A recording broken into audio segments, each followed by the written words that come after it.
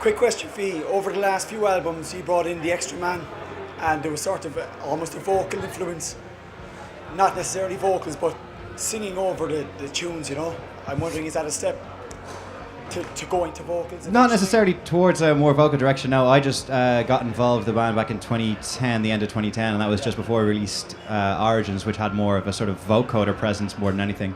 And then on Helios Erebus, the last record that we did, there were some sort of vocals, but they've always been very sort of textural and almost like an additional instrument rather than a featured vocal, you know. But no, I don't think we have really any plans to go in a more conventional vocal route where we know what we do and we're comfortable doing what we do, so we're going to keep doing what we do. Good to hear that. Excellent.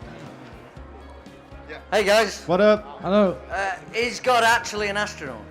He certainly is. We actually, that's why we call the band God's Nest, because actually he spoke to us and told us that he's from Mars, so yeah. So I you went met him, in there. right? And he's cool, right? Yeah, he's doing good as well. It's a he, it's not even an it or a she, it's a he. And is he Irish or not? He's also Irish and He's like a hybrid. Yeah.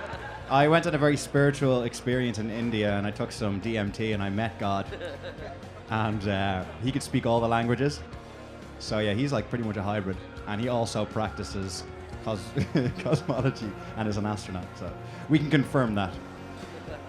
Hey, God as an astronaut. Has How you any doing, mate? space activity or cosmology stuff ever inspired any of your music? Definitely, yeah. I think we take influence from, I mean, maybe not necessarily cosmology, but we definitely take influence from our surroundings and where the studio is based and where we live in Ireland is More very landscapes and yeah, and it's urban definitely- environments. At night time, it's very beautiful because there's very little light pollution, so you can see the stars, and it's it's definitely sort of conducive to a creative environment. So, and then we're also quite interested in the kind of sci-fi movies and stuff, and definitely draw some inspiration from that as well. We'd love to one day maybe do like score like a big cool Chris Nolan movie.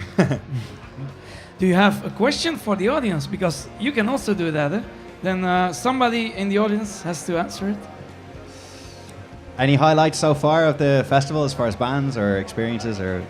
And so I watched you from afar last night. Well, yeah. Absolutely I would have spectacular. expected that, we wouldn't have expected any less. Yeah, they're great. And what about we're hearing that swans were like turned up to 130 decibels. Was this true? 112, I think. Was the 112? max. Yeah. So was it That loud? was loud. Pretty sure you could hear him over across in France.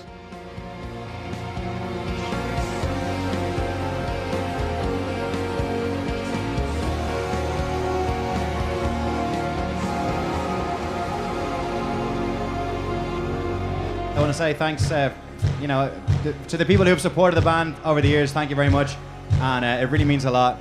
We're gonna do our best to put on a really good show tonight, and we hope you enjoy it. Thank you. Thank you. It's an interesting opportunity to communicate with the fans, and I guess it's different in terms of how it's conducted, sort of non-conventional, but non-conventional is also good. So it was just different, and yeah, it was fun. It was a lot of fun.